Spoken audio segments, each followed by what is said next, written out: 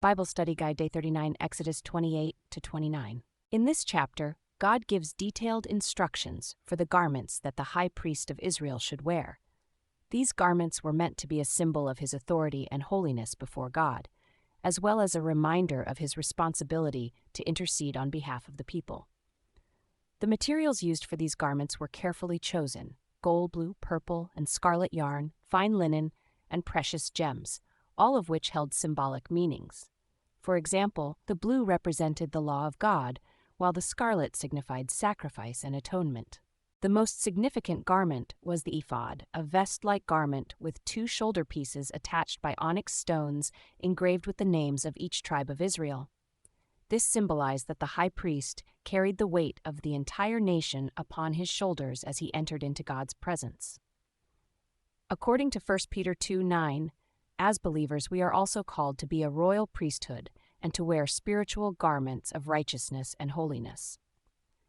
Just like the high priest, we have been given access to God through Jesus Christ, and it is our responsibility to intercede for others and represent him in the world. The breastpiece was a square piece of cloth with 12 precious stones, each representing a tribe of Israel. This served as a reminder to the high priest that he carried the people close to his heart as he entered into God's presence. It also symbolized that God's judgment was based on the foundation of his people. According to Galatians 6 verse 2, as believers, we are called to love and care for one another, bearing each other's burdens. Just as the high priest carried the names of the tribes on his breastpiece, we should carry each other in prayer and support. The Urim and Thummim were also placed in the breastpiece, which served as a way for God to communicate his will and direction to the high priest. As believers, we have the Holy Spirit living within us, guiding and directing us in God's perfect will. The robe of the ephod was made entirely of blue cloth, and pomegranates and bells were sewn around the hem. The pomegranates symbolized God's blessings and his people, while the bells served as a reminder of holiness, as they would ring whenever the high priest entered or left the holy place. The high priest also wore a turban, a robe, and an engraved plate on his forehead with the words, "Holy to the Lord."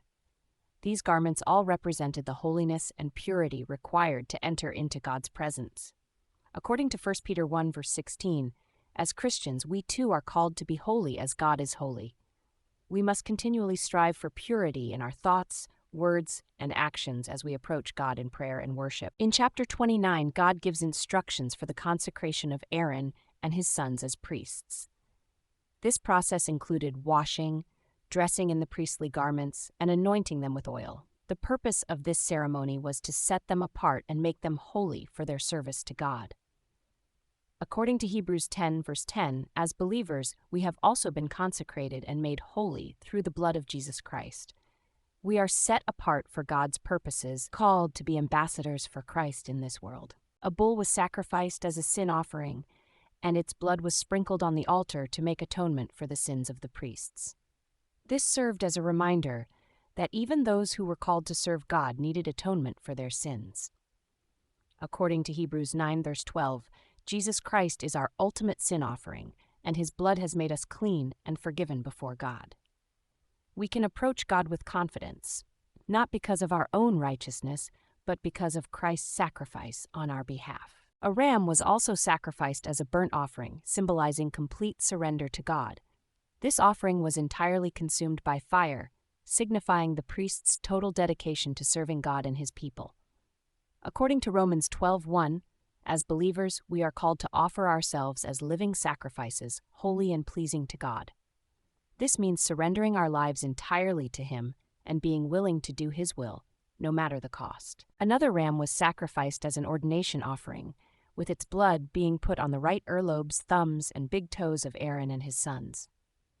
This symbolized their willingness to listen to God's word, do his work, and walk in his ways. As believers, we should also have a heart that is eager to hear from God, serve him faithfully, and follow his commands. We must be willing to go wherever he leads us and do whatever he asks of us. God's final instructions to Moses in this chapter are a reminder that the priesthood was not just for Aaron and his sons, but for all future generations. This is a foreshadowing of Christ, who is our eternal high priest, interceding on our behalf before God. According to 1 Corinthians 12:27, as Christians, we have been called into a royal priesthood and are part of the body of Christ. We have a responsibility to intercede for others, just as Aaron and his sons did for the Israelites. Let us strive to fulfill this calling with humility, holiness, and dedication to God's service. Thanks for watching. If you enjoyed this video, please don't forget to like, comment, and subscribe to help us spread the word. God bless you.